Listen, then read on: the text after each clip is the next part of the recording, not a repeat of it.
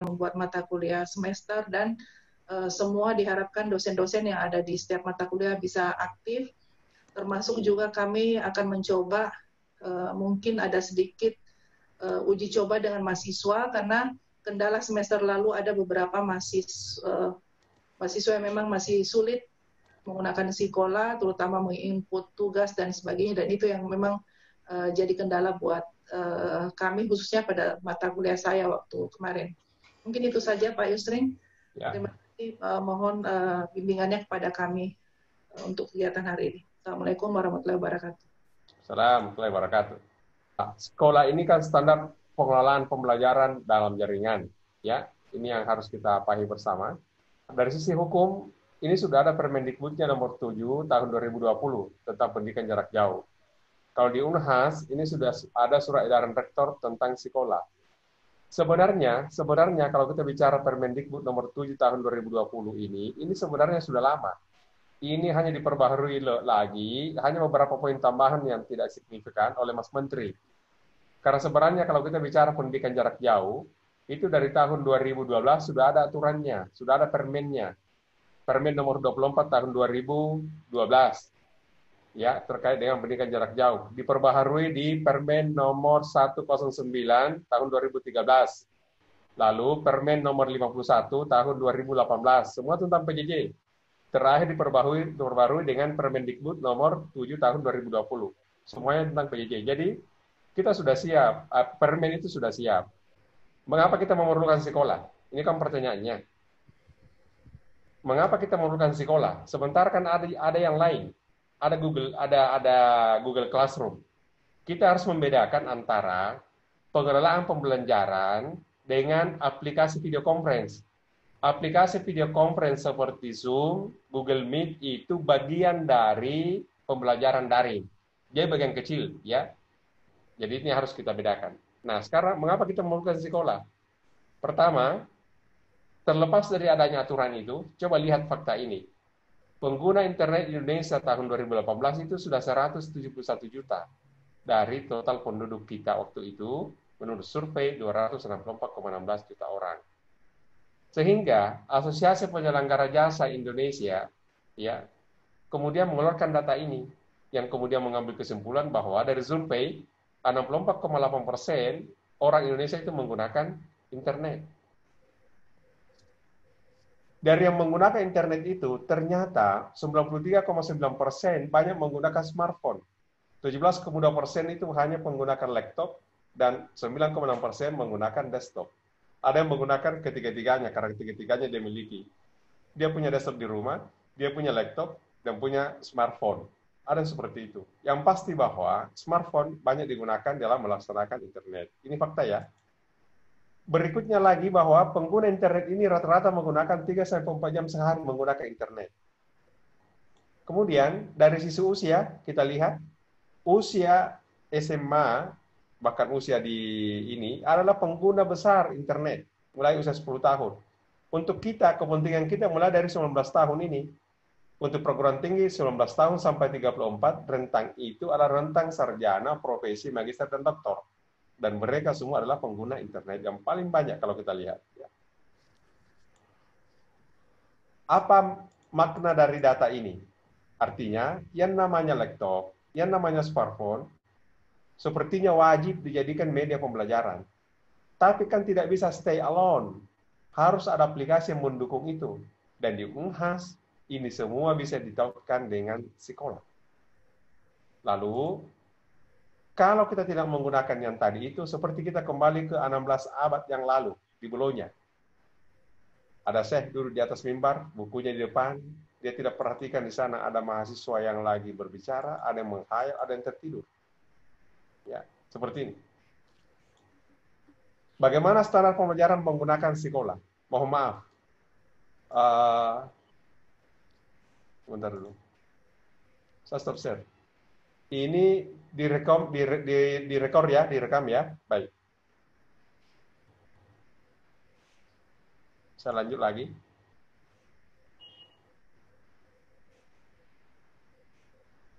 Bagaimana standar pembelajaran menggunakan sekolah? Permendikbud nomor 3 tahun 2020, ini juga adalah permen yang ditambah-tambahkan sedikit dari permen-permen sebelumnya. Permen sebelumnya itu ada Permen Dikti nomor 50 tahun 2019. Sebelumnya ada Permen Dikti nomor 4 tahun 2015.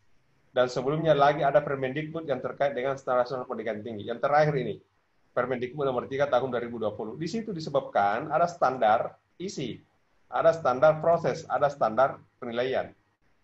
Semua ini harus kita penuhi. Tetapi kalau kita lihat-lihat ini, bagaimana caranya kita mengelola, mengetahui standar isi, standar proses, standar penilaian yang dilakukan oleh seorang dosen dalam satu institusi. Mau tak mau kita butuh aplikasi sekolah.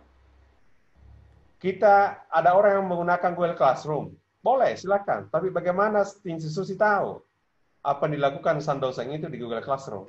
Kenapa? Karena itu di luar kita, bukan kita yang kuasai. Itulah sebabnya kenapa sekolah diperlukan. Bukan berarti dilarang Google Classroom dipakai, tidak silahkan. Cuma persoalannya bagaimana manajemen tahu bahwa Anda melaksanakan ini semua. Dan karena itu, sesederhana apapun sekolah, itu adalah pilihan kita, dan itu yang dibutuhkan di manajemen, dan itu memenuhi kebutuhan kita. Pada tataran mata kuliah, tahapan pembelajaran tadi harus mengacu ke Permendikbud nomor 3 tahun 2020. Dan tahapannya sama. Standar isi diganti dengan persiapan, standar proses diganti dengan interaksi, standar penilaian tetap dengan penilaian. Ini juga bisa direkam dengan baik jika kita punya aplikasi dan pilihannya sekolah. Ini pada tahap mata kuliah. Pada tatanan manajemen pendidikan tinggi harus ditambah dengan evaluasi. Tapi bisa kita tahu ini semua apa yang dilakukan dosen mulai dari persiapannya, interaksinya, penilaiannya, evaluasinya oleh institusi jika kita punya aplikasi.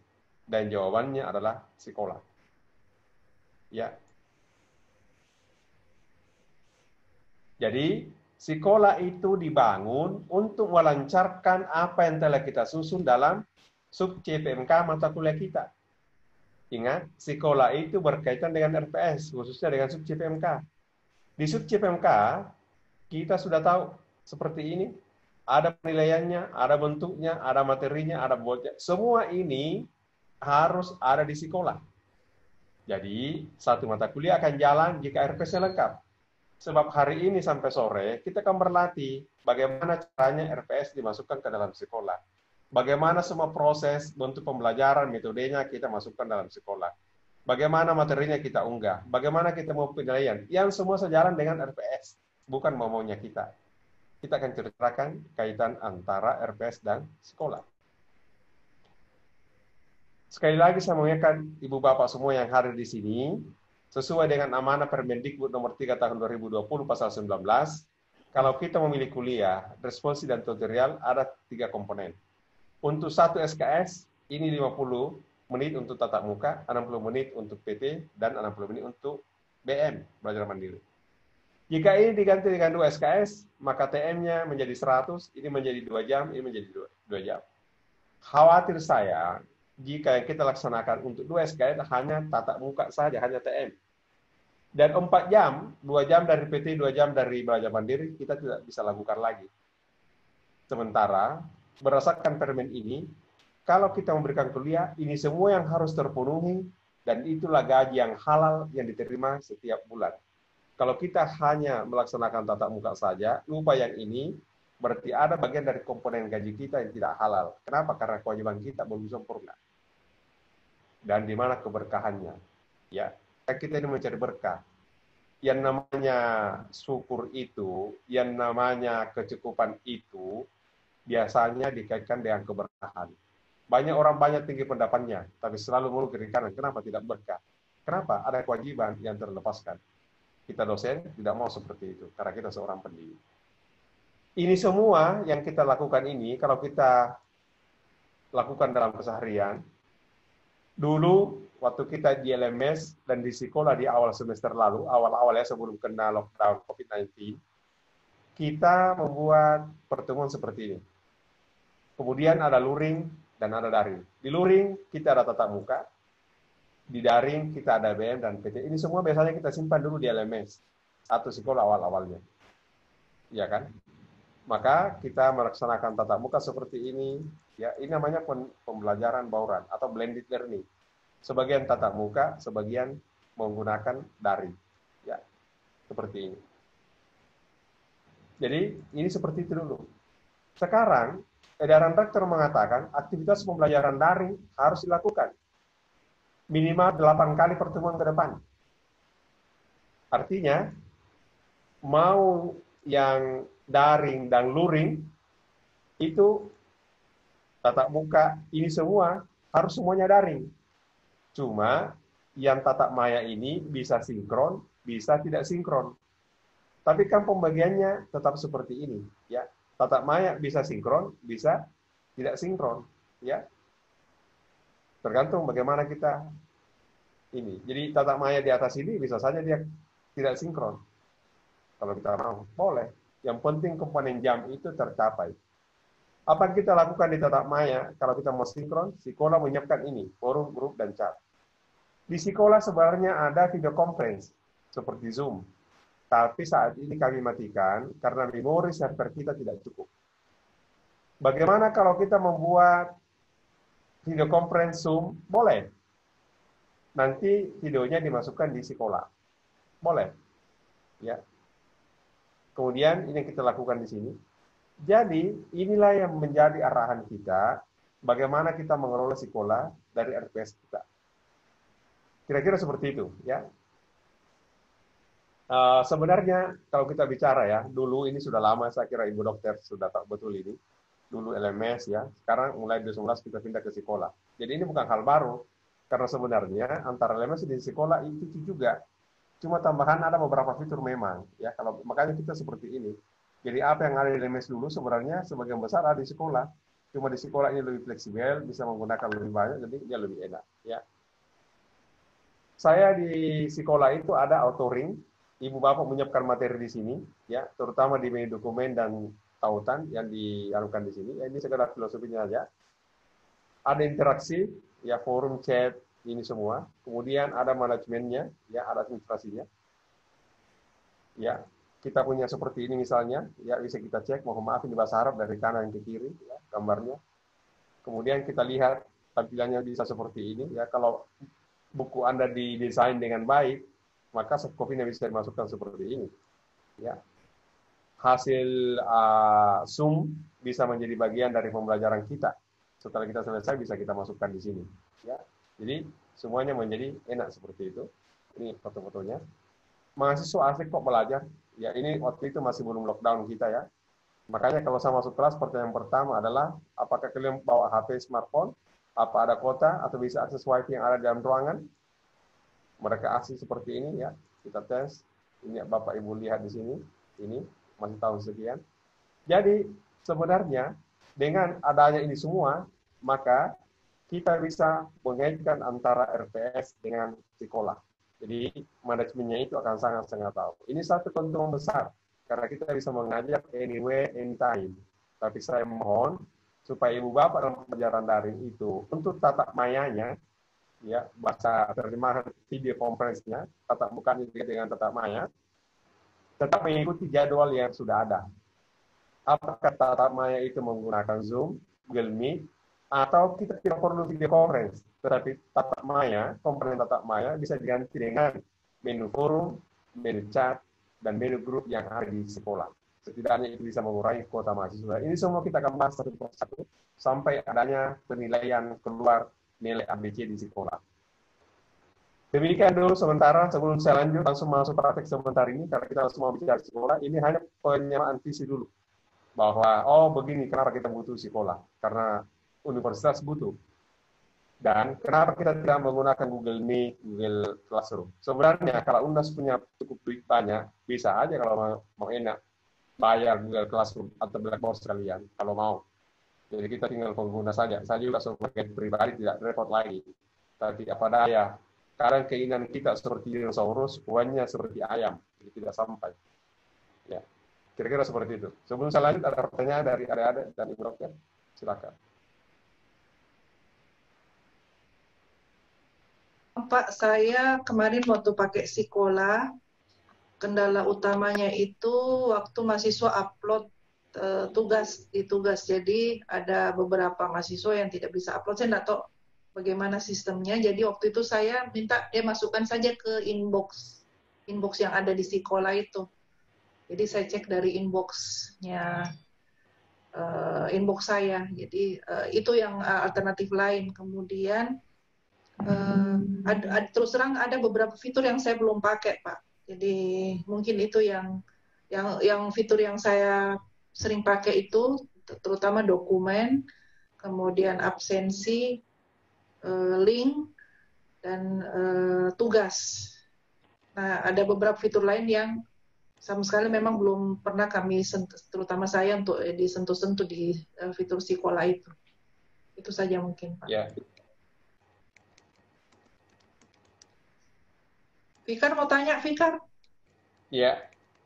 Oke. Terima kasih, Dok.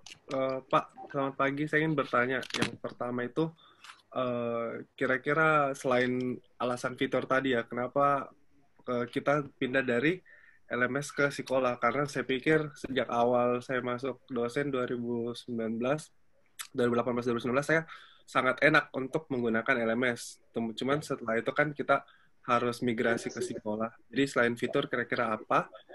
Terus yang kedua, apakah memang di sekolah itu sudah ada fitur autosave? Karena beberapa kali kemarin kasus saya membuat ujian untuk mahasiswa, kemudian tiba-tiba semuanya hilang. Padahal saya sudah save juga. Jadi mungkin kira-kira dari Bapak, apakah memang sekarang sudah ada fitur autosave atau belum, Pak? Ya. Kalau ujian yang dimaksud dengan tes formatif itu kan sebenarnya mahasiswa simpan, tidak simpan, otomatis muncul. Sudah di sekolah. Cuma yang tidak disimpan itu warnanya kuning nanti. Ya kan, jadi dosen harus bantu klik supaya dia menjadi tersave. Jadi kalau kita misalnya masuk di tes formatif ya, misalnya ada multiple choice sekian, tiba-tiba mati, maka akun mahasiswa itu nanti di hasilnya kuning, ya kan? Yang belum disimpan, yang dia belum submit kan? Nah itu harus dibantu sama dosennya. Klik yang tanda apa namanya, yang tanda seperti Excel ya, yang ada centangan itu supaya tersimpan. Itu aja. Ya. Nanti kalau ada kasusnya boleh deh kalau mau dilihat nanti, karena seperti itu yang kita siapkan. Artinya ini kita bicaranya dari sisi algoritmanya ya, seperti itu. Karena kemarin ada juga saya dapat dari MKU. Jadi MK itu ujiannya rata-rata menggunakan tes formatif, terutama Pancasila, kewarganegaraan, dan macam-macam. Dan mereka banyak komplainnya karena mereka sudah kerja, tiba-tiba HP-nya terputus atau bagaimana, masih harus mengulang lagi karena kehilangan waktu. Sebenarnya tidak, saya tunjukkan ini hasilnya ada di sini. Dia mengerjakan sampai nomor sekian, cuma belum tersimpan di dalam sekolah kalau tidak dibantu oleh dosen untuk klik. Ya, klik yang nanti di sebelah kanan itu ada fitur. Ya, tinggal diklik saja itu. Begitu Pak Sulfikar, ya. Nah, kenapa kita pindah dari LMS ke sekolah? LMS itu seperti mobil Innova tahun 2007. Nah, sekarang ini sudah keluar Innova versi Venturer. Masa mau tidak mau pindah ke Venturer? Kalau Anda terbiasa dengan LMS, pasti di sekolahnya lebih nyaman seharusnya ya. Itu, ya. LMS itu sebenarnya agak sulit kita kembangkan lagi. Kenapa? Karena platformnya di sana itu masih PHP 5. Sekarang ini sudah PHP 7, hampir 8, Pak. Kalau kita bicara basis pemrograman. Nah, kita sudah tidak sanggup lagi untuk mengikuti itu. Makanya kita pindah ke sekolah. Karena sebenarnya LMS, platformnya itu Claro lain, itu sebenarnya masih satu ibu dengan sekolah ini yang kita kembangkan dari Cabilo. Dia satu ibu. Ya. Kalau saya cerita tentang ini panjang sekali ceritanya, karena ini 3 tahapan. Karena saya menjadi bagian dari tim Claro lain itu dari tahun berapa ya, 2000 sekian, 2006 barangkali tidak salah. Sudah lama sekali kami di situ. Yang berpusat di Spanyol, ya pusatnya di Spanyol. Jadi kita memaksa mereka, ya bahasa Inggrisnya sama dengan kita, karena bahasa Inggris mereka juga bukan bahasa pertama, jadi samalah dengan kita tim-timnya itu. Oke. Ada lagi yang lain?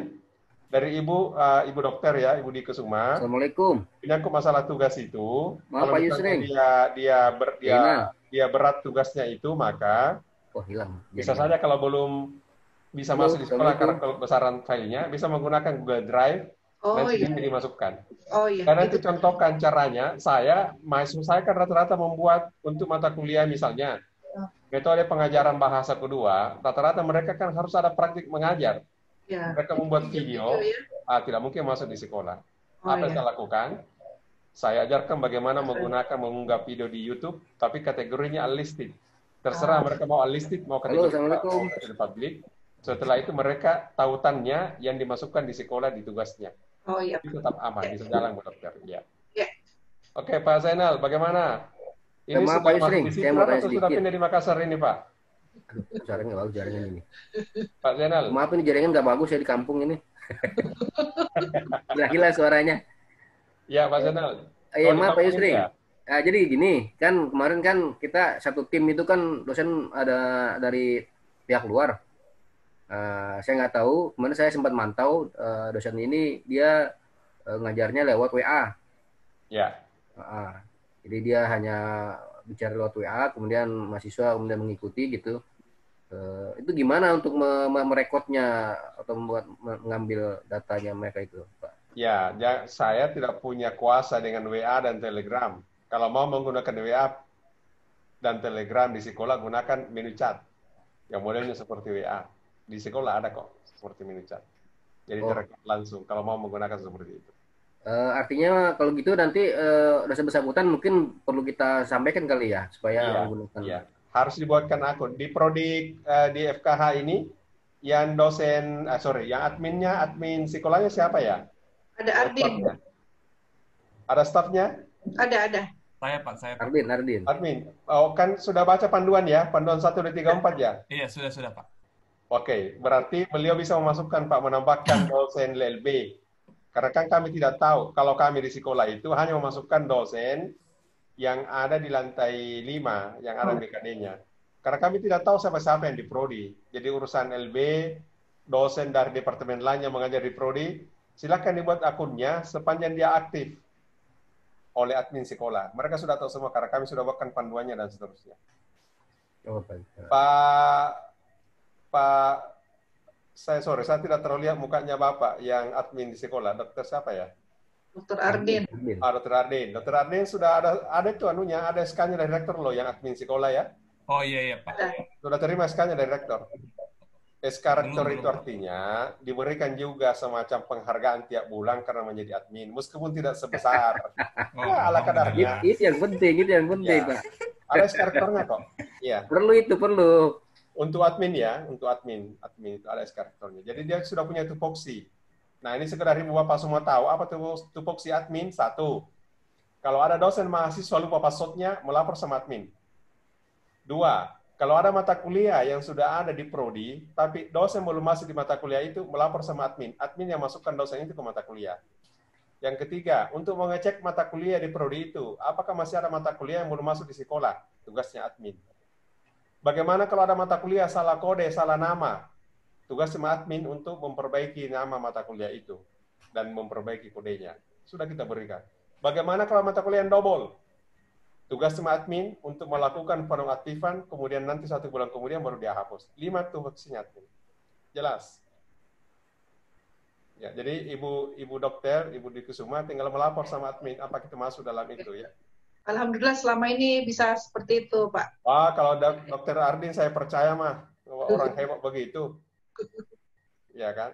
Iya. Cuma saya ingin pesan sama Dokter Ardin ya, bahwa mengelola pembelajaran orang lain itu kita harus mengedepankan ikhlas dan sabar serta tabah.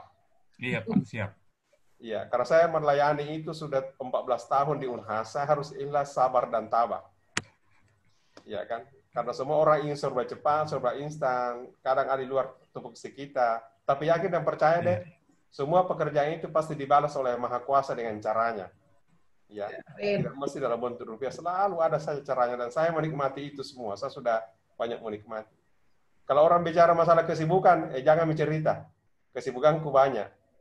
Ya, mengurus pondok sekolah kami juga ada, mengurus macam-macam juga, macam-macam lah. Tapi alhamdulillah, saya paling bersyukur masih bisa. Saya kemarin terkapar 3 pekan. Betul-betul terkapar, salatnya hanya terbaring. Ada bagusnya. Pada saat lockdown, saya terpapar. Maksudnya saya terkapar, dan alhamdulillah sekarang sudah saya kembali bisa bersama Bapak Supaya. Baik, kita langsung masuk materi ya. Ya, Pak. Baik. Pak Zainal sudah bisa login di sekolah? Saya belum, itu saya pernah coba, gagal masuk. Kalau begitu, tulis di chat, nanti Dokter Ari yang tangani. Ya.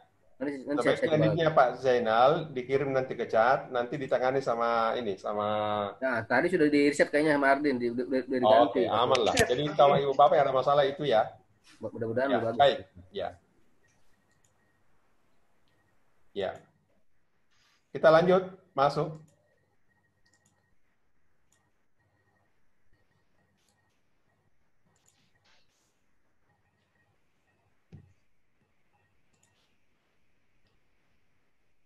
Ya. Ibu bapak sekalian, mungkin jangan bingung ya, karena ini adalah tampilan baru dari sekolah. Ini tim saya lagi bekerja.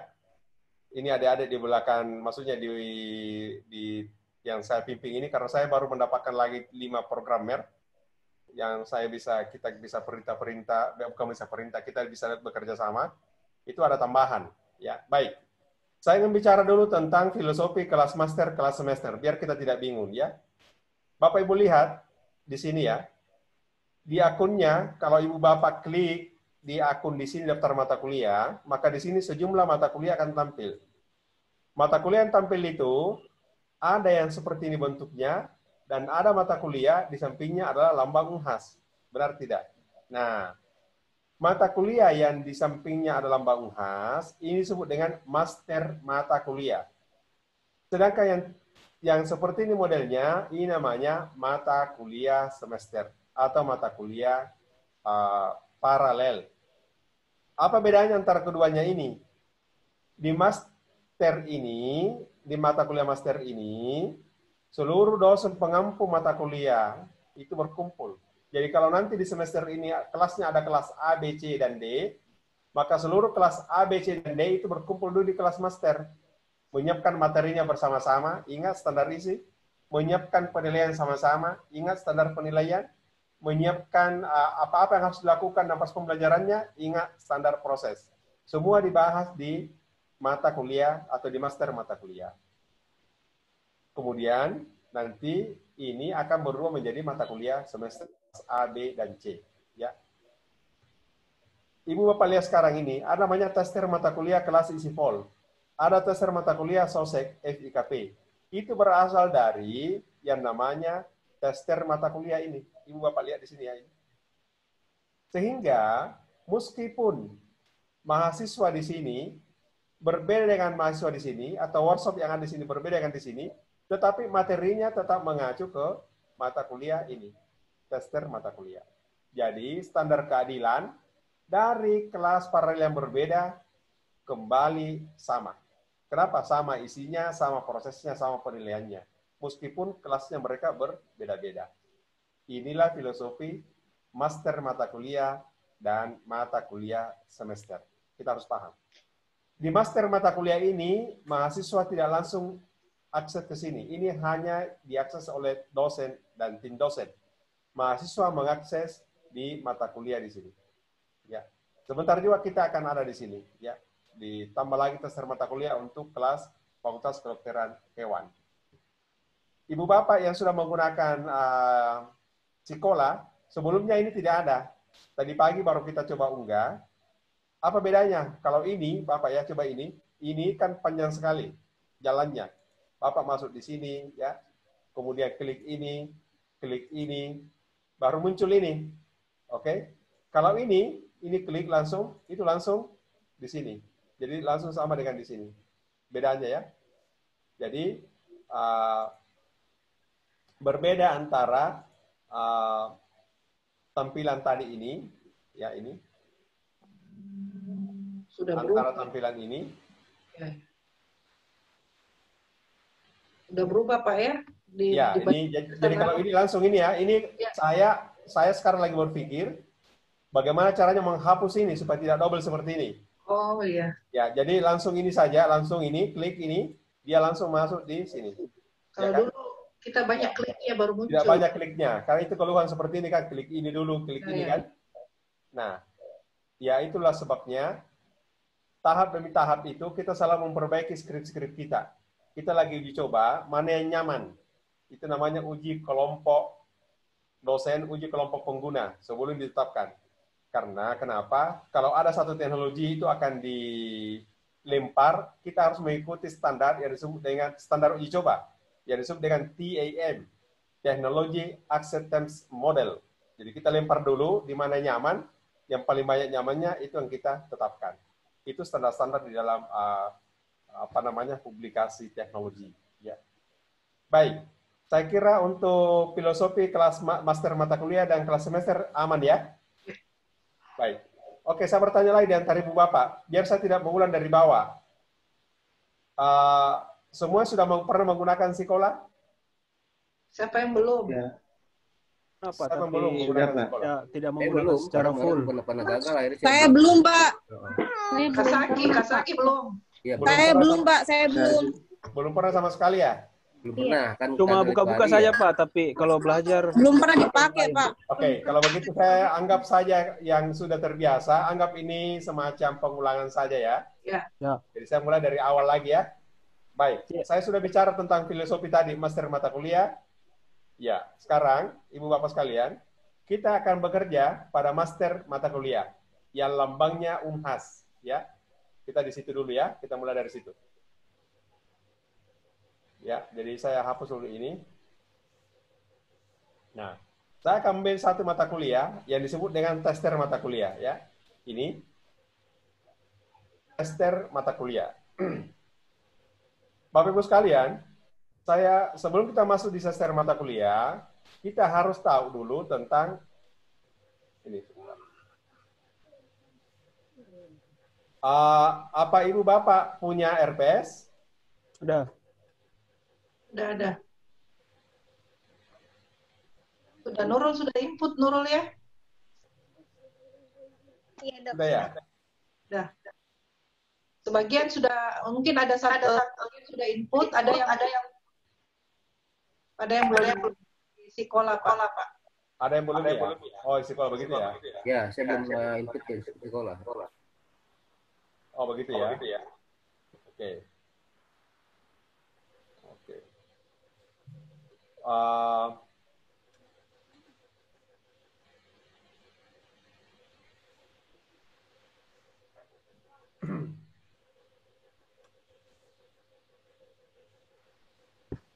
Yang di layar Ibu Bapak lihat ya? Belum muncul Pak. Oh, sorry. Saya belum share. Mohon maaf, saya kira sudah muncul. Baik Ibu Bapak sekalian, ini adalah RPS mata kuliah saya tahun 2017. Ya, ini saya ambil saya 2017. Bapak Ibu lihat, ini kalau Bapak lihat di sini ya, ini ada teori, kelas teori, dan ada praktik. Jadi ini 2 SKS, 1 teori, 1 praktik. Tapi ingat, ini tahun 2017 ya, bukan yang sekarang, karena ini kontennya sudah berubah. Sub CPMK-nya dan CPMK-nya sudah sangat berubah. Ya. Nah, kita kan akan menggunakan sekolah berdasarkan RPS yang ada ini kan? Ya. Kita akan menggunakan sekolah berdasarkan RPS yang ada di sini. Nah, kita akan mulai dari, karena kita ingin mencapai ini, maka salah satu yang kita siapkan itu kan materi pembelajaran ini. Ya. Setidaknya ada beberapa file yang di sini, kalau Anda lihat ke bawah ini, ada beberapa file yang filenya itu berada di laptop saya. Tapi Ibu Bapak juga lihat di sini, kalau Bapak lihat di sini ya, ini juga ada tautan yang berasal dari luar. Ya kan? Ini ada tautan yang berasal dari luar laptop saya. Maksudnya tautannya tidak di laptop saya materinya. Kita bicara ini, itu di luar laptop saya. Sehingga sekolah untuk memenuhi kebutuhan menampung file-file pembelajaran yang ada di laptop kita, yang kita sebut dengan file-file atau materi pembelajaran internal, dan sekolah juga harus menampung materi pembelajaran eksternal, maka di sekolah disiapkan apa disebut dengan menu dokumen dan menu tautan. Menu dokumen untuk menampung file-file internal, materi pembelajaran internal, sedangkan menu link menampung materi pembelajaran eksternal. Jadi kalau Anda lihat seperti ini. Nah, sekarang mari kita coba. Saya ingin memasukkan materi internal ke sini. Ya, masukkan di dokumen. Ini karena ada di sini, saya hapus dulu karena ini ada contohnya di dalam ya. Saya hapus dulu biar kita sama-sama ya. Pak, tabet, Pak. Sebentar dulu ya, saya hapus dulu ini semua biar kita sama-sama ya. Saya hapus dulu yang ada ini. Ya.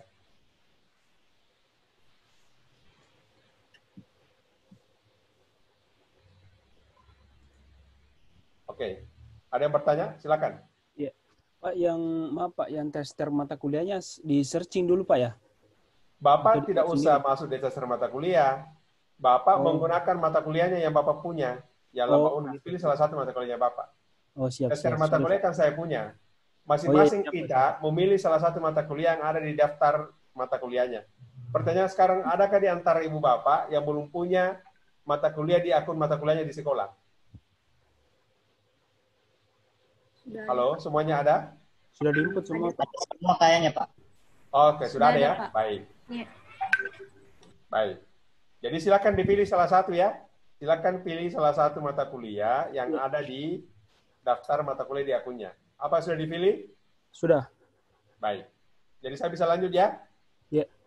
Baik. Pak. Ini pasal 1. Ini pasal 1 ya.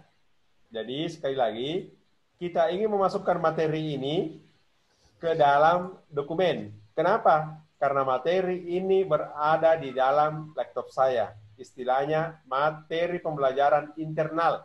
Itu disimpan di menu dokumen. Kita buat. Supaya di sini, ini ada 3. Ini adalah bawaan sekolah. Jangan diganggu ya, biarkan saja begitu. Makanya semua akunnya di sini di belakang dimatikan. Ini ya, ini apa itu? Tidak diaktifkan ya, kecuali ini. Anda bisa aktifkan ini kalau mau ya. Anda bisa aktifkan. Pak, tapi enggak muncul di layar Pak. Oh, Atau memang belum ditampilkan? sorry. Ingatkan saya. Ini mungkin sudah faktor U. Baik, setelah kita memilih mata kuliah di kita, tampilannya seperti ini. Dan kita ingin memasukkan materi ini, materi pembelajaran internal di sekolah. Kita simpan di menu dokumen. Oke, ini pasal 1 ya. Ini pasal 1. Kita masukkan di dokumen. Namun, di menu dokumen ini kan begini. Ini bawaan jangan diganggu. Ya, ini bawahnya jangan diganggu. Ini masih seperti ini. Sebaiknya kita langsung membuat folder. Membuat directory. Nah, ini kita gunakan di atas ya. Ini masih pasal 1. Tolong ditonton. Buat directory. Saya suka sekali menggunakan ini, pertemuan 1. Ketik pertemuan 1 buat. Ya. Yang kedua, ketik lagi pertemuan kedua buat. Ya. Dan seterusnya sampai dengan pertemuan 16. Kenapa begitu?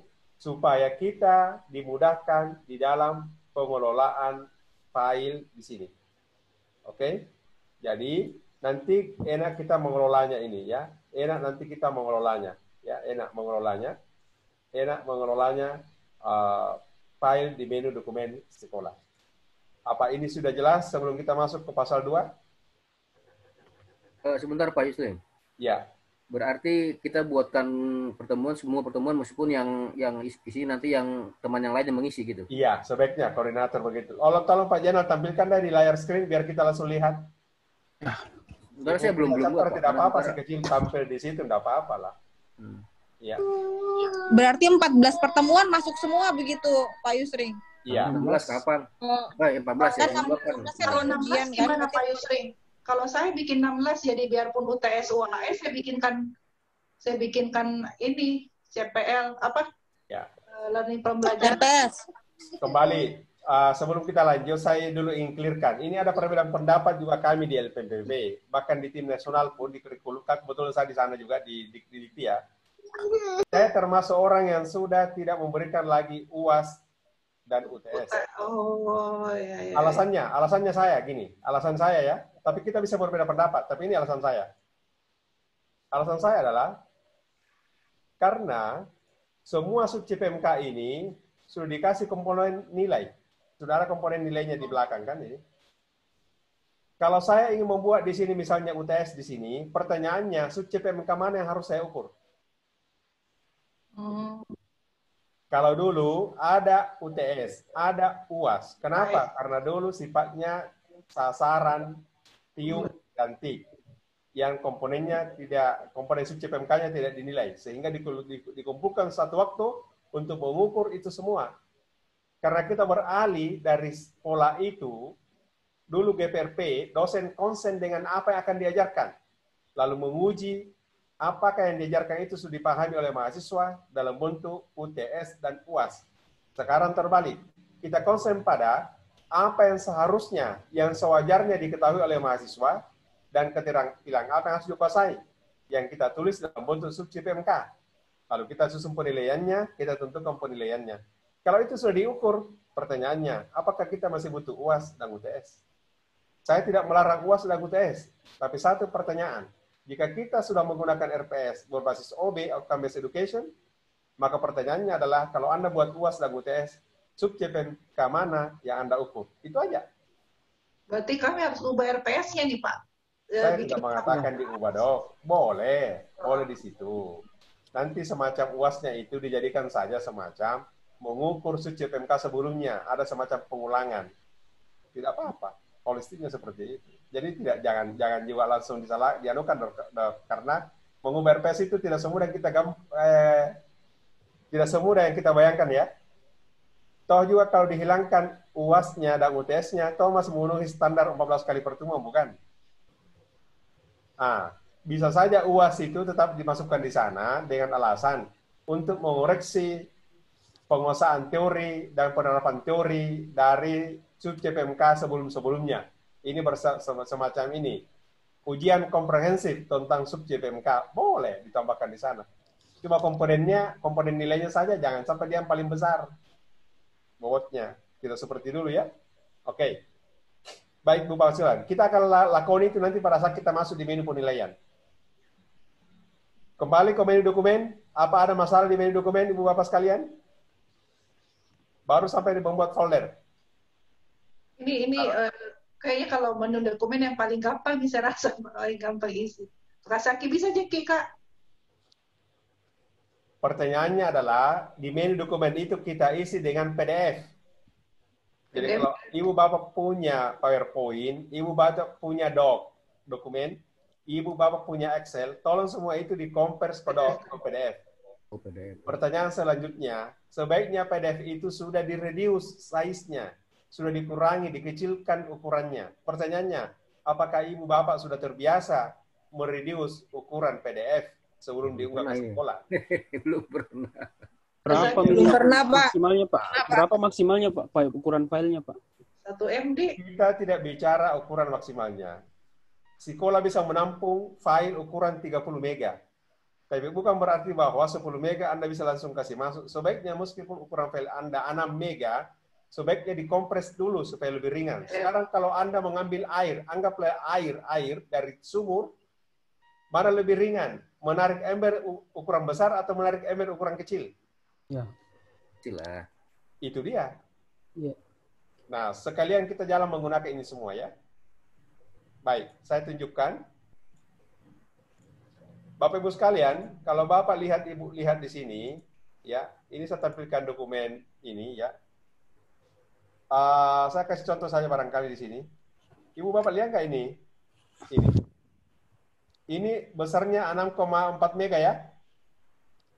Ini sudah PDF ini kan? Ya. Oke. Saya tidak mau menggunakan ini karena ini kan belum dikompres. Saya ingin kompres. Apa yang harus saya lakukan? Saya masuk di Google. Ya, saya masuk di Google ini. Kemudian di sini saya menulis ini. Kompres. Reduce. Saya menggunakan ini reduce PDF file size. Di sini banyak ke bawah, banyak aplikasi. Tapi saya paling senang menggunakan ini. Ibu Bapak bisa menggunakannya, bisa memilih yang lain. Tergantung dari kebiasaan kita. Saya suka menggunakan I love PDF. Saya klik ini. Ya, ini. Nah, tadi ini file yang ini, yang 6 ini, ya, file yang bukan zip ya, bukan file zip. Jangan gunakan file zip begini ya. Ini. Yang saya menggunakan ini. Ini 1,4 mega. Oke? Jadi, sekarang saya select PDF-nya. Cari file yang 6,4 mega tadi. Ini. Oke? Ini. Saya klik. Kemudian, Ibu Bapak sekalian, di sini bisa pilih yang ekstrem, bisa tengah, bisa ini. Saya paling suka yang di tengah-tengah. Saya selalu terkesan dengan ajaran agama Islam, khairul umuri awsatuha. Sebaik-baik umuran di tengah-tengahnya. Ini saya kompres, ya. Bapak Ibu lihat.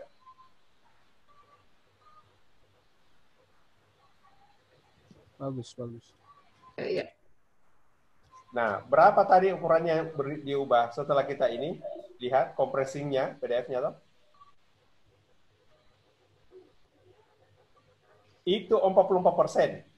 Tadinya 6,2 menjadi 3,5. Ya, ini bisa kita lihat ini. Dan hasilnya kualitasnya sama kok. Dengan itu, tapi Ya, dia bagus. lebih ringan. Bayangkan hampir separuh. Hampir 50%. Ya. Ya.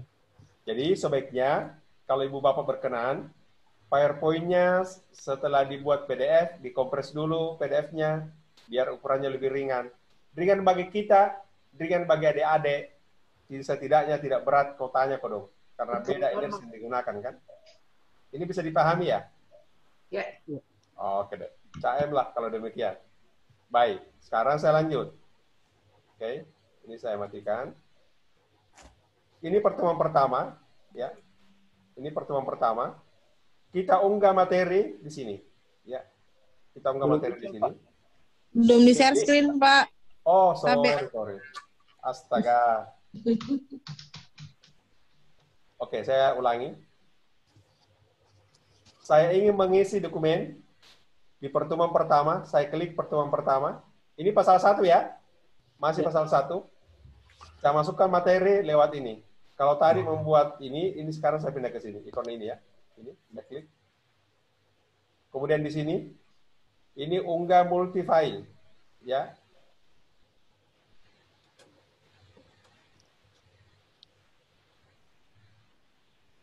Ya.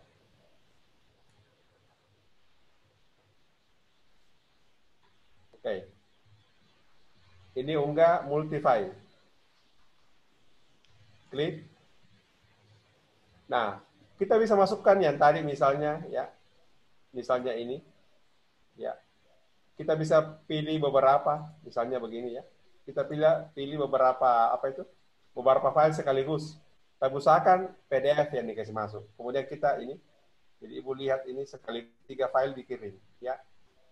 Ini sekali, ya, ini. Seperti ini. Itu artinya inilah file-file yang ada di pertemuan pertama. Dengan cara yang sama, saya bisa mengisi pertemuan kedua. Ya, saya bisa mengisi pertemuan kedua juga. Ini tadi pertemuan pertama sudah ada. Sekarang saya pindah ke pertemuan kedua. Caranya sama, tinggal masuk di sini. Ya, pilih lagi mata kuliah materi yang berkaitan dengan itu. Ya.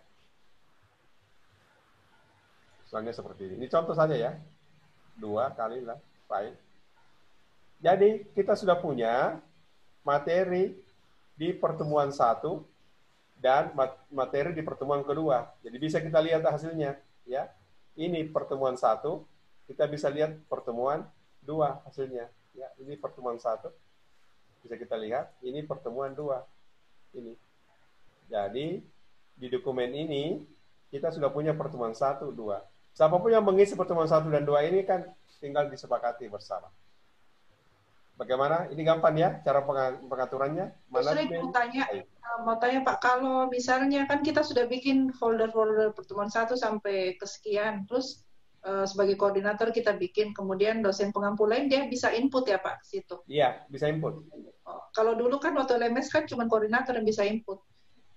Sebenarnya juga dulu bisa, kalau dosen lain dimasukkan ke situ. Diberikan hak untuk menginput. Oh ya. Ini juga Bu Dokter ya, Ibu Dokter Dwi, kalau sekedar informasi, dulu di LMS itu kan ada koordinator, penanggung jawab, tim dosen kan? Iya. Di sekolah, semua dosen itu sama, penanggung jawab. Sama statusnya ya? Sama statusnya. Kenapa? Karena pengalaman dari LMS, kalau koordinator tidak jalan itu LMS. Karena aksesnya, pemilihan itu berkaitan dengan filter di akses. Sekarang kita buka semua, dari pengalaman 10 tahun itu, pengalaman 13 tahun itu, kita kemudian mengubah di sistemnya sekolah. Ada pertanyaan? Ya, sudah. Baik, yang lain apa sudah mencoba mengunggah masuk? Karena kita akan praktik sebentar, kita akan lihat mata kuliahnya sudah diisi atau belum. Ya. Kalau bisa hands-on-nya sekarang ini, praktiknya sekarang ini memang salah satu mata kuliah yang sudah disiapkan untuk semester awal 2020. Oh iya, kalau gitu Kalau bisa toh? Ya. berarti bikin master. Oke. PowerPoint-nya juga yang disiapkan, kalau belum ada modul, tidak apa-apa, PowerPoint saja dulu. Ya, tapi saya yakin kan tautan-tautan ada. Sudah Ibu Bapak sekalian? Ya. Baik, kita lanjut.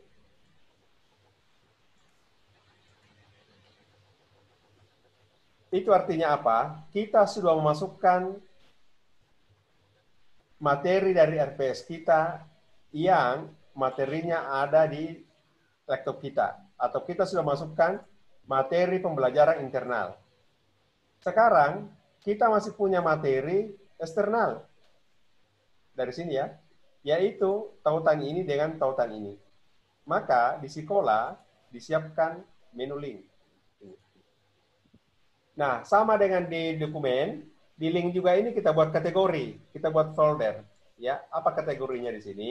Sama, ada pertemuan pertama, ya, ini. Kemudian kita tambah juga ada pertemuan kedua dan seterusnya. Kenapa begitu? Ini untuk memudahkan pengelolaan file di alur pembelajaran nanti. Mana tautan yang dari pertemuan pertama, mana file dari dokumen pertemuan pertama, supaya enak di alur pembelajaran nantinya. Makanya dibuat seperti ini.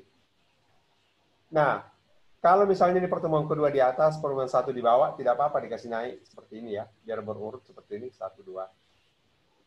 Nah, ini menu link kita siapkan, tapi kan di sini harus kita ambil dulu, ya kan ini. Kita harus ambil dulu ini, ya, baru kita paste di sini. Jadi bukan langsung kopinya ini, langsung masuk di LMS sini, ya. Karena kalau itu langsung, kadang bermasalah. Sebaiknya diuji dulu, apa ini jalan atau tidak.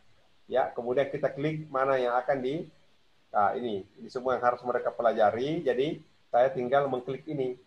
Ini kita klik, ya, kita copy, kita masukkan di sini. Ya. Ini. Kemudian nama linknya ini adalah dokumen KKNI. Ya, kita tulis dokumen KKNI. Deskripsi, misalnya cuma kita ingin minta dia baca ini. Capaian pembelajaran ini khusus ya. Ya. Mohon membaca dokumen capaian pembelajaran. Ya. Boleh baca dokumen. Ya, ini boleh begini nanti. Ya. Kalau mau boleh begitu ya. Kategorinya, karena ini pertemuan pertama, kita pilih pertemuan pertama. Jadi nanti sini akan banyak nanti pertemuan pertama sampai 16 atau 14 ya. Kita pilih pertemuan pertama. Ini yang 2 di bawah, nggak usah dicentang ini jangan dicentang, biarkan begini open blank. Apa maksudnya open blank? Kalau ini nanti diklik, dia langsung terbuat di sini. Jadi bukan membuat tab atau browser baru, ya, save link. Ya kan? Ini dia bilang, isikan URL dari link. Itu artinya tadi kita belum isi URL-nya. Ya. Sorry.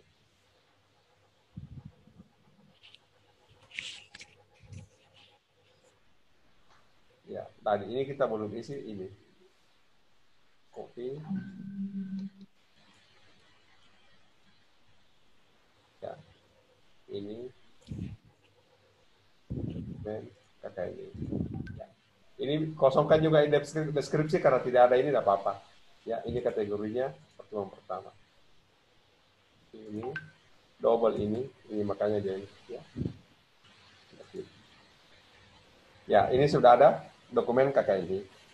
Di RPS juga kita masih ada ini. Ya, ini. Ini kita copy. Ya, kita masukkan ini. Ya. Ini adalah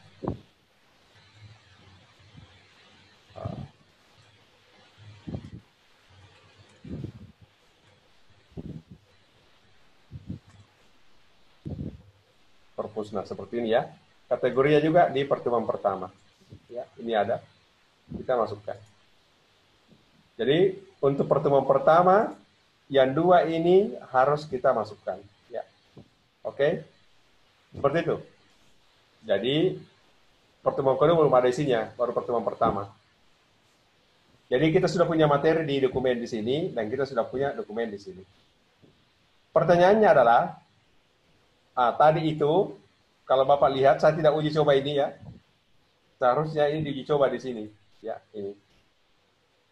Ini Perpustakaan Nasional harus diuji coba.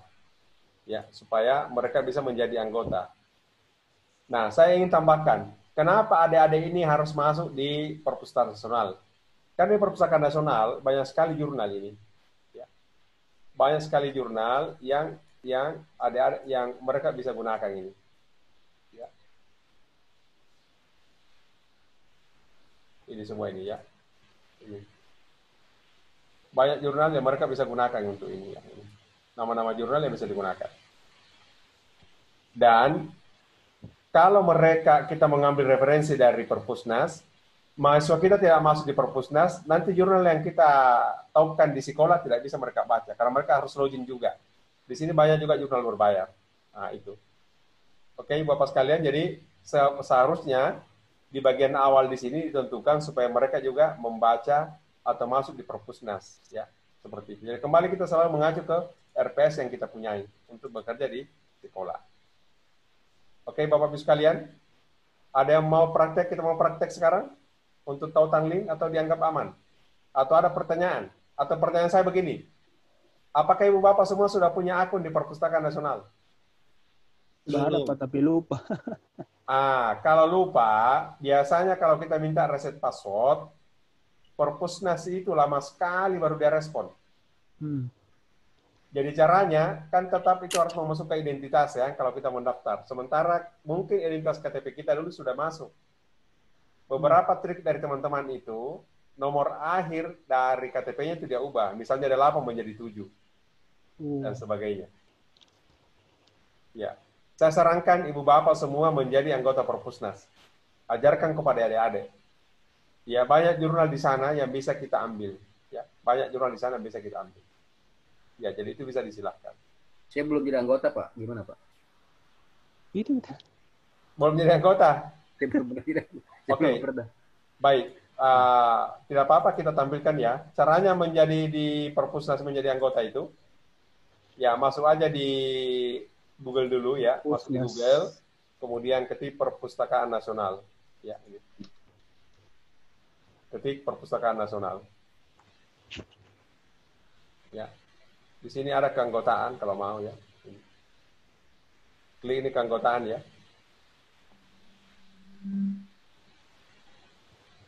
Kalau saya biasanya link-linknya Pak, saya masukkan saya ajar patologi, jadi link atlas patologi saya masukkan di, tadi saya baru masukkan di pertemuan 1 link atlas patologi veteriner.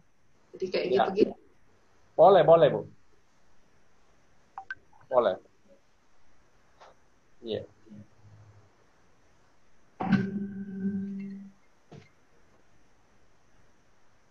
Tadi saya lanjut ya, yang Perpustakaan Nasional, atau mau diajukan ini? Daftar, enggak apa-apa Pak, lanjut. Atau daftar sendiri, baik. Jadi setelah masuk di Perpustakaan Nasional, ya, daftar keanggotaan ini kan ada daftar nih. Ya, silakan mendaftar. Ini ada aturannya ini ya, aturannya silakan daftar, siapkan KTP-nya, ya. Siapkan KTP-nya. Nanti begini baru lanjutkan pendaftaran kan. Ya, ini isi KTP, ada passwordnya. Jadi, ya silakan isi KTP-nya, passwordnya, nama lengkap. Isi sesuai dengan ini. Nah, yang di sini, kalau bisa saya kasih saran, yang umum ya. Yang ini, ambil saja umum ini. Ini umum. Atau kalau mau peneliti sekalian peneliti boleh. Sekalian peneliti. Ini. Karena tidak ada yang lain kan, enggak ada peneliti karena dosen kan peneliti. Ya, kemudian ini. Ya, kalau sudah lengkap ini diisi, jangan lupa tidak dicentang ini ya. Ya, saya kira sambil lalu silakan mendaftar sendiri-sendiri kalau masalah ini ya. Ya, Pak. Nah, ya. Oke. Saya matikan di sini. Kembali ke laptop. Jadi, materi kita yang berasal dari RPS, baik materi pembelajaran internal atau pembelajaran eksternal, itu sudah kita simpan di dokumen dan kita sudah simpan di link. Sampai di sini jelas? Ya, jelas. Atau ada yang mau diskusikan? Yang linknya tadi Pak, saya coba Pak, kategorinya kalau mau dibuat Coba Pak Wahid, tampilkan di layar share screen. Oh siap Pak. Tolong Ardin jadikan co-host Wahid.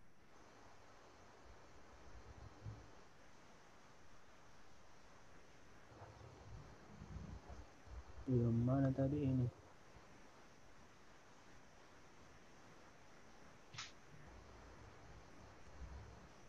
Ini Pak. Belum ada kategori karena Bapak belum buat kategori. Jadi kembali ke link dulu di atas link. Link. Ya. Yep. Itu yang kuning. Ya. Bikin pertemuan satu. Bukan pertemuan satu dulu. Harus dibuat di sini dulu baru muncul itu. Oh iya iya siap siap. Pertemuan satu. Bikin dua lah pertemuan satu. Karena begitu saja Wahid. Pertemuan satu. Ya. Ya. Tambah lagi Pak. Ya, Pertemuan dua. tambah biar ada pembanding toh.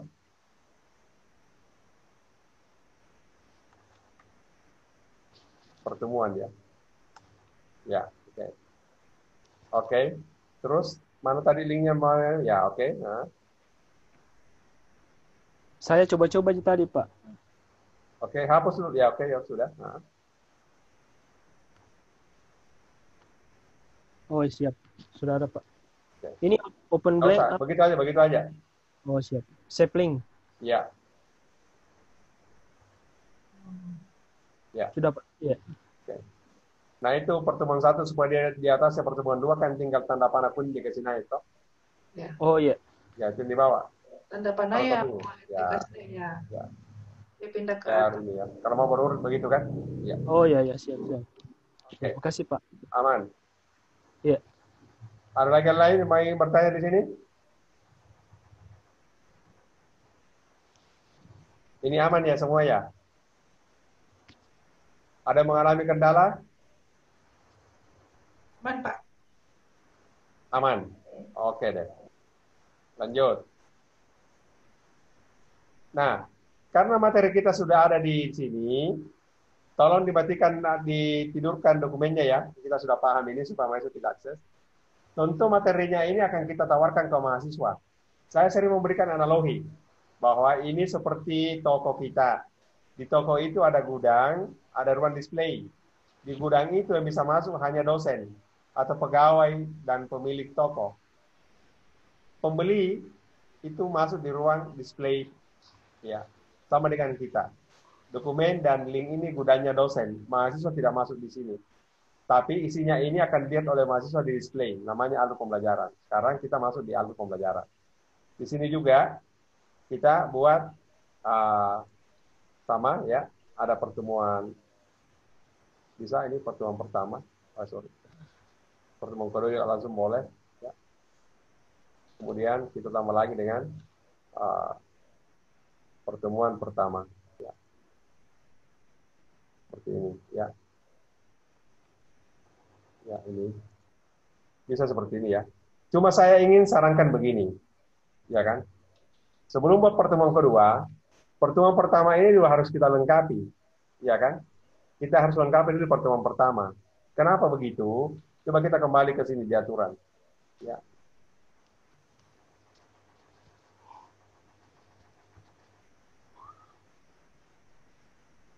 Dia bilang di sini kalau bentuknya kuliah harus ada tatap muka, harus ada penugasan tertutup dan ada belajar mandiri. Ya kan gitu kan? Harus ada itu. Nah, ini kalau Anda lihat ada tatap maya, ada belajar mandiri. Aturannya dari sini kan? Aturan dari permen ini, yang ini. Jadi tatap muka penugasan tertutup belajar mandiri menjadi komponen penting dalam pembelajaran daring. Karena kalau Anda lihat ini, ya, Anda lihat atau yang ini, ya, Anda lihat, dia menjadi komponen penting dalam pembelajaran daring. Karena itu, di sini kita harus menuliskan mana belajar tatap mukanya, mana belajar mandirinya, penugasan tertulisnya. Untuk membuat bab seperti itu, kita buat ini. Pakai ini. Ya. Ini. Kita tulis. Bisa tatap maya, tatap muka. Ya. Ini materinya di sini. Tambah lagi untuk belajar mandiri. Ya, kita tulis belajar mandiri di sini. Baru kita save. Ya, sudah itu kita buat lagi penugasan terstruktur. Ini. Jadi kita sudah punya komponen untuk ini. Sebentar nanti file-file yang berasal dari pertemuan pertama ini itu tinggal ditarik mana yang bagian tatap muka, belajar mandiri, penugasan terstruktur. Begitu pula yang ada di tautan di sini, mana yang akan kita masukkan di tatap muka, belajar mandiri, penugasan terstruktur. Gampang, ya kan? Nah ini kan harus kita lengkapi dulu informasi. Ini yang pertama, informasinya di sini, ya. Mohon.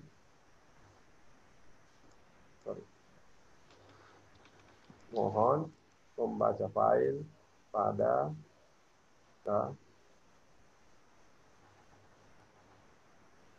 kelompok tatap muka, kemudian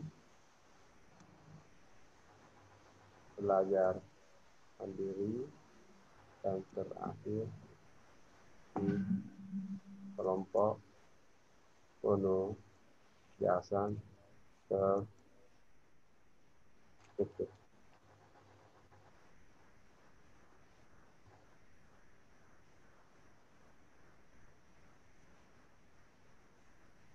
Selesaikan tugas yang disediakan pada kelompok penugasan terstruktur. Kira-kira seperti ini kan perintahnya. Jadi bisa kita save seperti ini. Nanti tampilannya akan begini. Ya, ini ada perintah di atas ini. Ini ada perintah di atas. Ini kan belum kita isi di mana tatap maya, mana tatap muka kan. Tapi kan sudah ada perintahnya. Biasa, saya harus bayar dulu tatap ini. Jadi dia sudah ada di sini. Sekarang kita tinggal, kalau sudah jadi seperti begini, sebaiknya sebelum kita isi, karena ini semua akan kita buat, termasuk yang ini, untuk memudahkan kita, maka sebaiknya ini kita copy dulu ke bawah. Kita copy ini supaya satu kali buat, isinya kita tidak rempong. Caranya gini. Ini copy. Kemudian ini saya ubah namanya menjadi pertemuan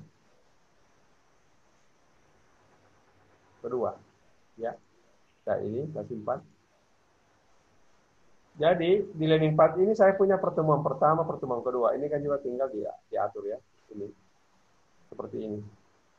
Nah ini pertemuan kedua. Kalau kita klik kan sudah ada isinya begini, sudah ada tautannya, tinggal nanti diisi. Jadi sudah ada standar kita. Ya, kita sudah punya standar.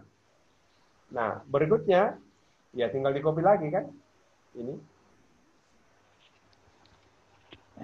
ganti yang kedua ini dengan nama pertemuan ketiga. Pak, sebentar ya. Oh, iya. Jadi kita belum isi ya, kita baru mau format. Sampai 3 begini, kita sudah punya learning, kita belum isi. Kalau sudah jadi, kita masih, ini saya tunjukkan dulu supaya kita ada wawasan, sebentar kita ulangi, baru kita isi pertemuan pertama. Ya kan? Ini kita klik edit, ya ini, baru kita masukkan materi di pertemuan pertama.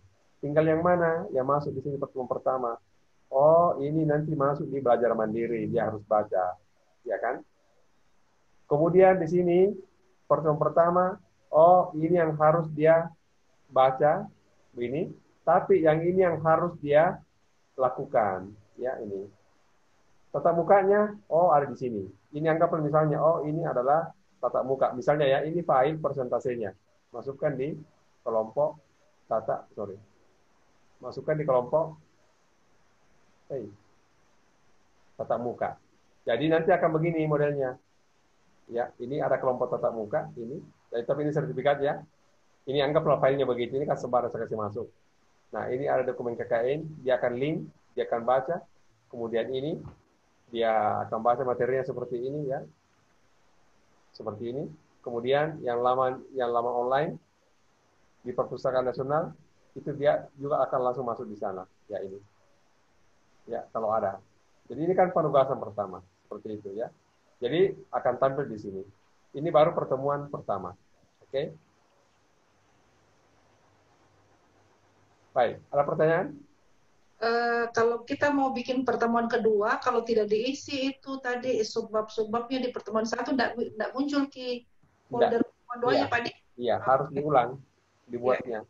Makanya saya itu suka dulu membuat template supaya memudahkan berikutnya biar waktu tidak terlalu banyak terbuang untuk hal yang sama. Oke, Bapak Ibu sekalian, kita akan masuk di alur pembelajaran karena ini sesi yang akan diakses oleh mahasiswa. Ada pertanyaan di sini? Atau ada yang menampilkan caranya membuat seperti tadi? Silakan. Biar kita setuju. Ini waktunya untuk praktek. Pasal 2. Masih muncul. Siapa sembarang? Siapa? Silakan. Biar kita asistensi. Ardin, saya dibikin co-host, Ardin. Bisa?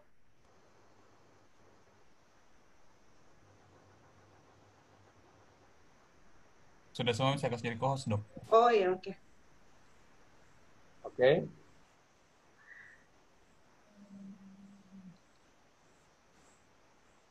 Ini saya sudah bikin yang untuk patologi sistemik tadi alur pembelajarannya baru 1, Pak. Jadi Ya, enggak apa-apa ya. Karena belum ada isinya, jadi Ya, betul. Tapi sudah ada ini ya, tatap muka, belajar mandiri dan tugas. Ya, oke. Oke. So far so good.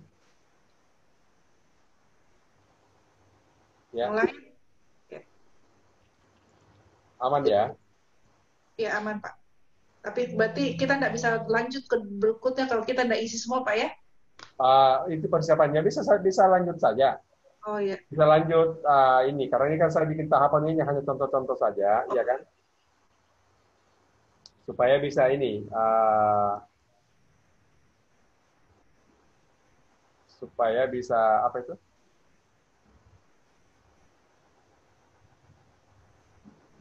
Ya.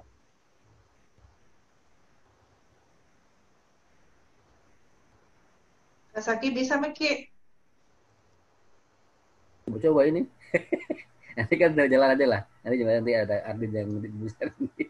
Harus dicoba, jangan sekarang waktunya. Waktu kita banyak kok. Iya. Ya. Nanti kita ulang-ulang terus sih, Kak. Iya, insya Allah.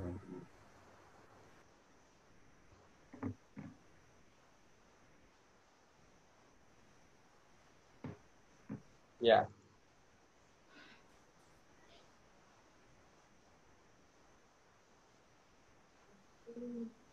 Berarti lanjut lagi, Pak. Lanjut ya. Baik.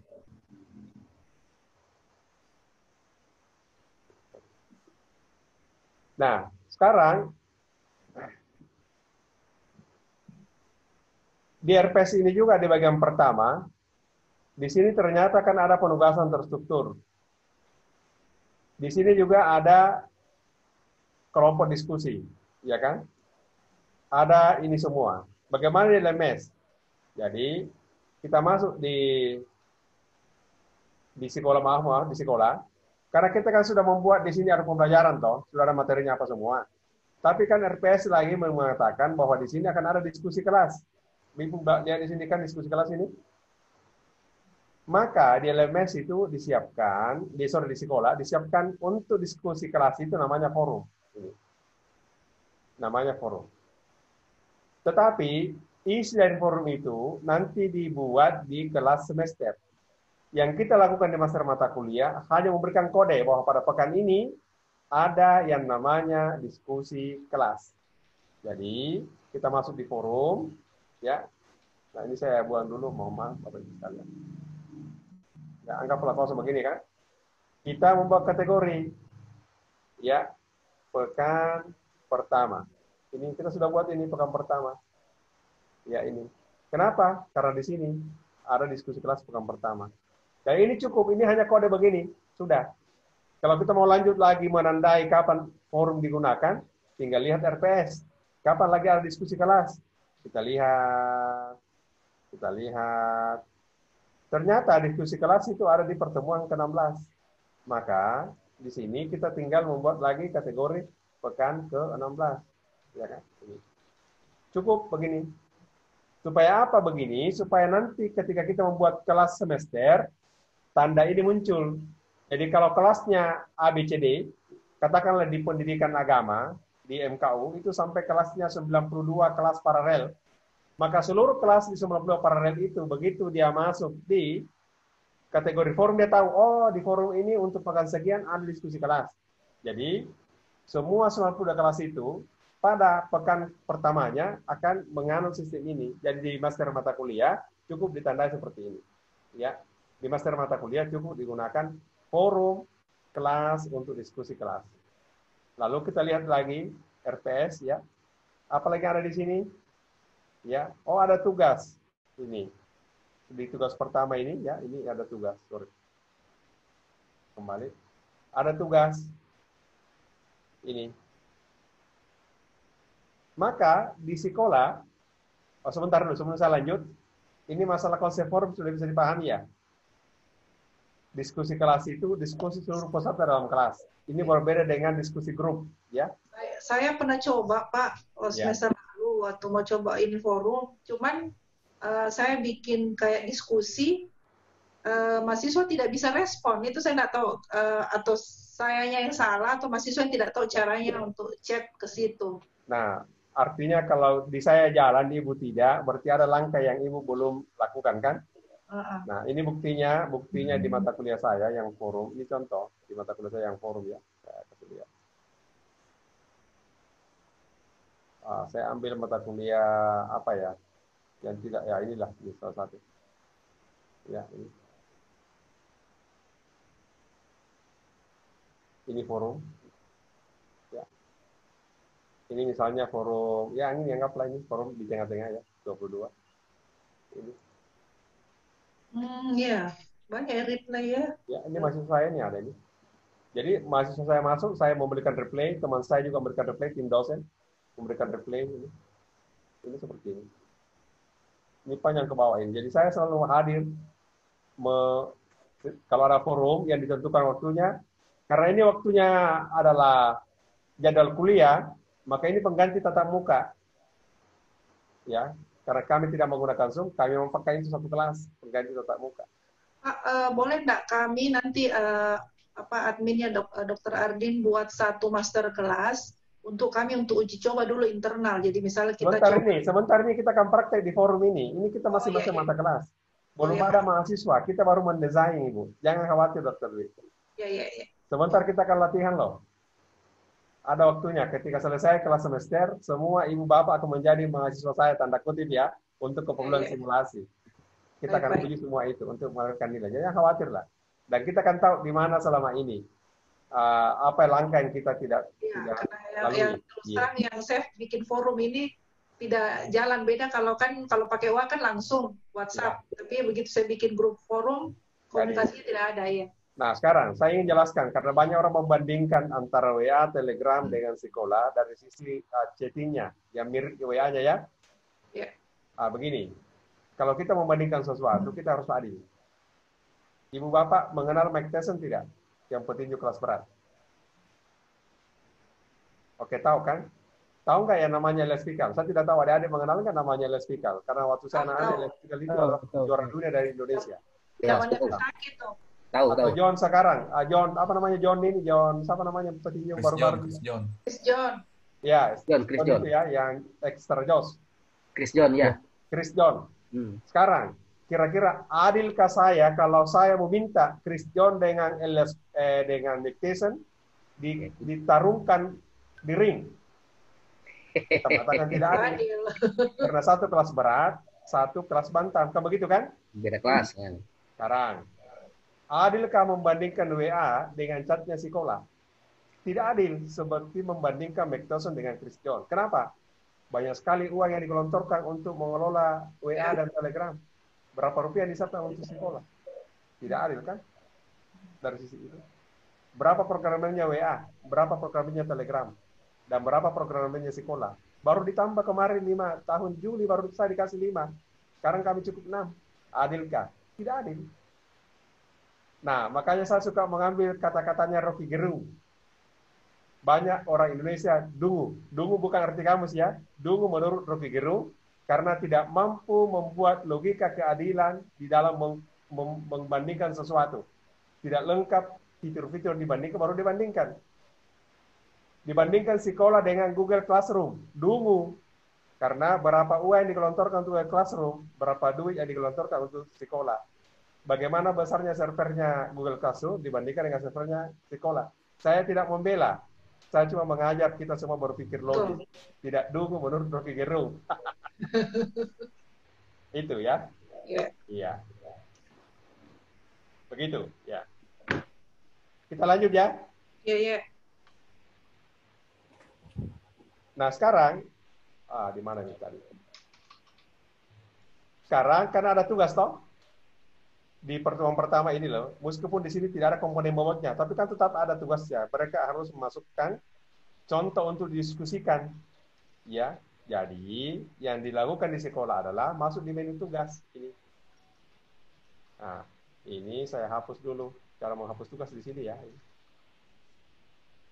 Ini saya hapus, baru saya buat. Namanya tugas pekan pertama. Tugas pekan pertama.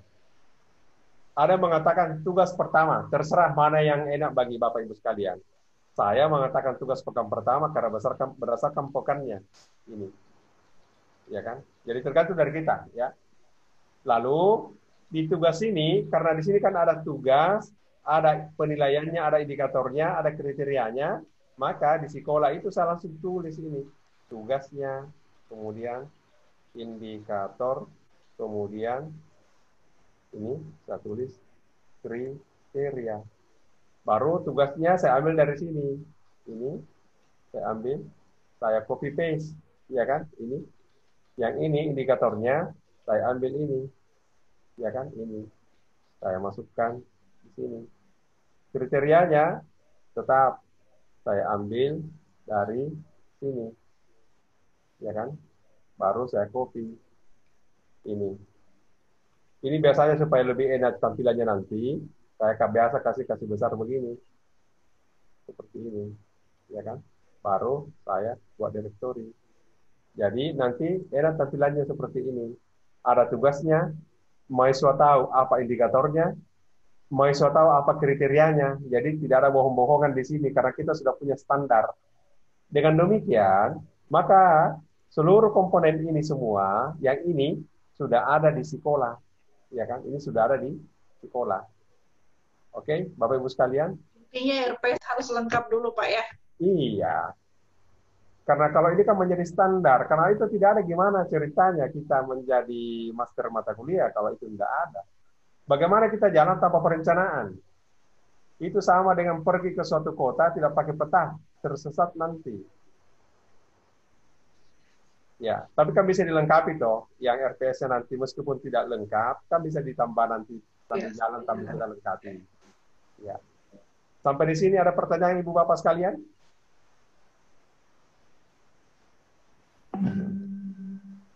Selama ini karena kalau untuk saya selalu pakai ini fitur ini jadi tidak ada masalah kalau saya Pak. Yang lain. Ya. Tapi mungkin Ibu Dokter semoga mendapatkan inspirasi baru pagi ini. Ya. Oh, begini caranya mengikat sekolah dengan RPS kan? Mendapatkan pencerahan, Pak.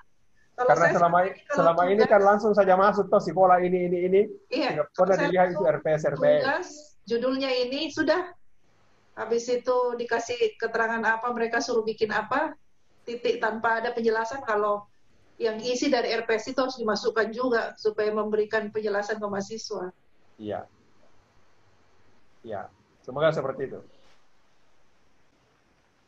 Saya hanya dua pekan, contohnya di RPS 2 pekan, karena nanti pekan kedua baru ada grup. Setelah itu baru kita masuk simulasi. Boleh ya? Oke. Nah, sekarang saya pindah di RPS, ini kan banyak ke bawah ini. Ini banyak ke bawah ya. Di bagian kedua, RPS bagian kedua ini, ada materinya, ya kan? Ada materinya. Tadi materinya ini saya sudah masukkan kan? Untuk pertemuan kedua di dokumen, saya kan contohnya. contoh materi pertemuan kedua kan saya sudah masukin, ya kan? Tetapi contoh yang ke ini belum ada. Baru yang pertemuan ini, toh ini ada, belum ada kan? Ya, belum ada pertemuan kedua. Saya kembali ke RPS. Dari sisi materi, RPS mengatakan ada artikel, ini kan seharusnya ini masuk ini, tapi kan kita ini simulasi, ya. Ada artikel yang namanya learning hybrid, ya, hybrid learning, yang akan menjadi bagian untuk mencapai ini, teori dan konsep teknologi pembelajaran. Kita bicara hybrid learning. Karena itu, saya harus masuk dulu di Perpusnas. Ya, saya masuk di Perpusnas di sini. Di sini, saya memilih EBSCO. Ini ada EBSCO, ProQuest, sorry. Saya ambil ProQuest ya ini. Ya, saya ambil ProQuest. Ini. Di sini baru saya tulis hybrid learning.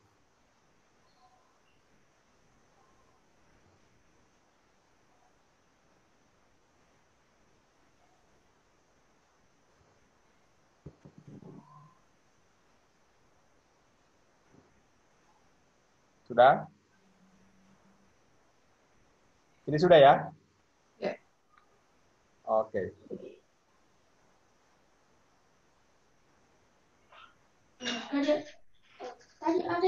Nah, di sini saya ambil ini misalnya hybrid learning ini ya, saya buka yang ada PDF-nya. Ini ada PDF-nya saya buka. Ya, kita ambil mungkin 2 ya contoh. Ya. Nah, ini apakah yang lain-lain? Ya, ini misalnya di hybrid learning community. Tapi ini 2011 ya ini. Ah, ini. Ini tahun 2008. Ya.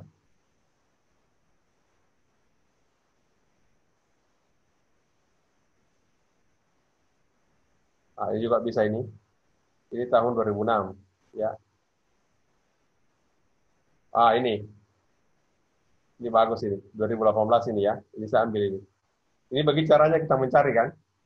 Jadi kita sudah punya 2 ini ya, ini. Dan yang ini. Oke. Bapak Ibu sekalian. Dari sini kita mengambil ininya di atas, URL-nya kan. Ini seperti biasa. Kita masuk di sekolah ini. Ya. Ini kita paste sini.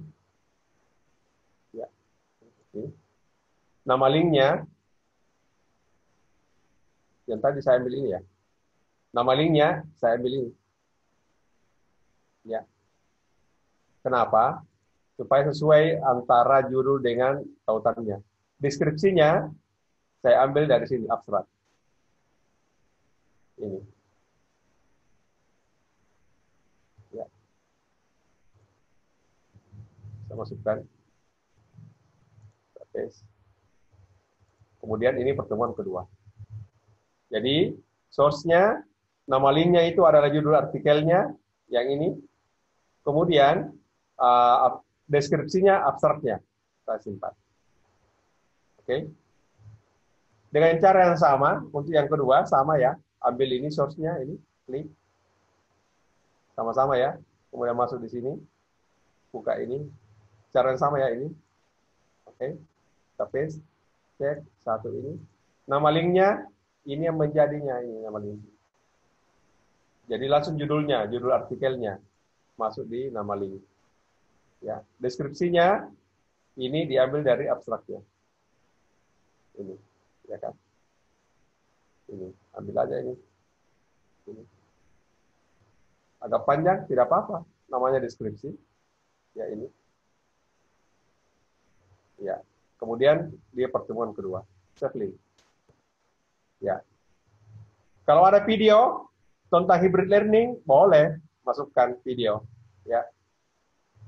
Tinggal cari hybrid learning.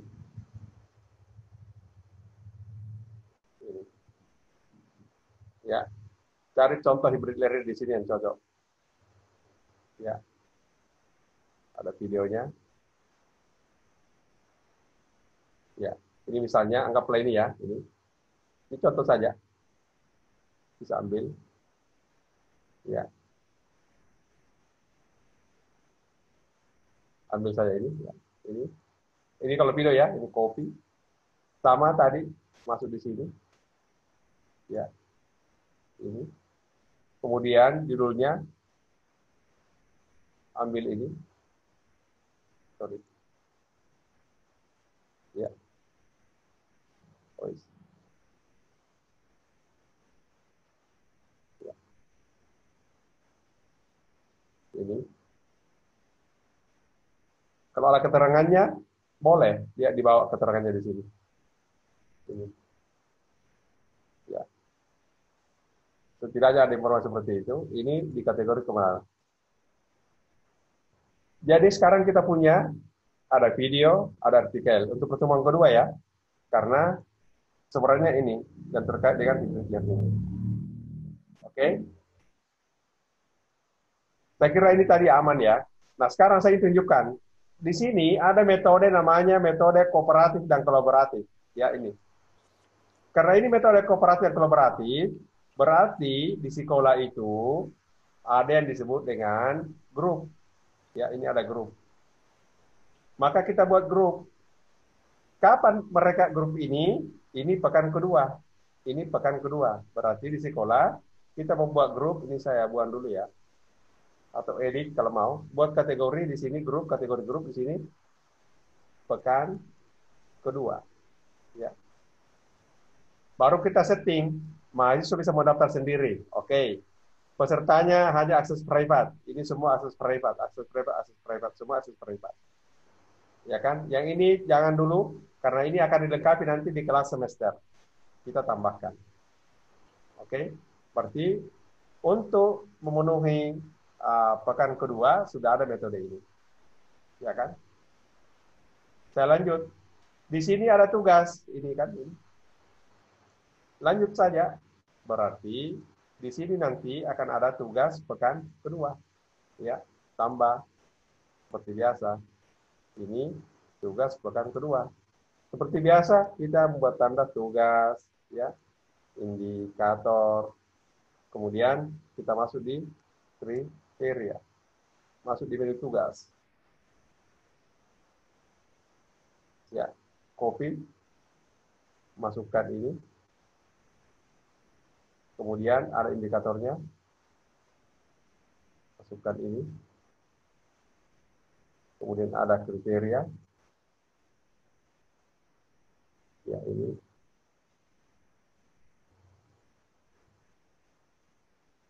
Ya. Ini kalau misalnya seperti ini tidak sama hurufnya, nah kita bisa ambil ini. Ambil misalnya ukuran 16. Seperti ini toh. Atau ambil ukuran 14. Seperti biasa, supaya cantik, kita kasih tebal begini. Ya kan, ini. Seperti ini. Ya. Oke.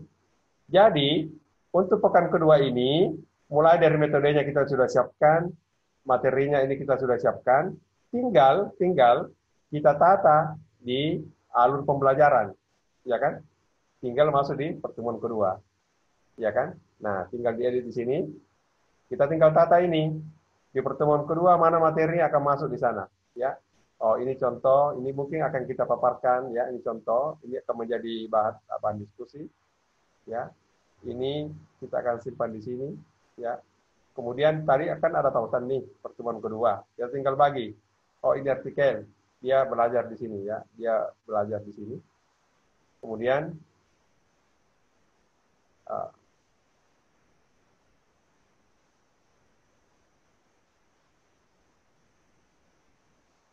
ini masuk di sini, ya, dia nonton di sini.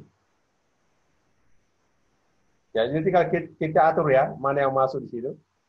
Ini mereka artikel, mereka akan summary, ya. Ini mereka akan summary, ya. Seperti ini. Jadi bisa kita lihat di sini ya. Ya. Ya, ini ada ini mereka nontonnya itu ya.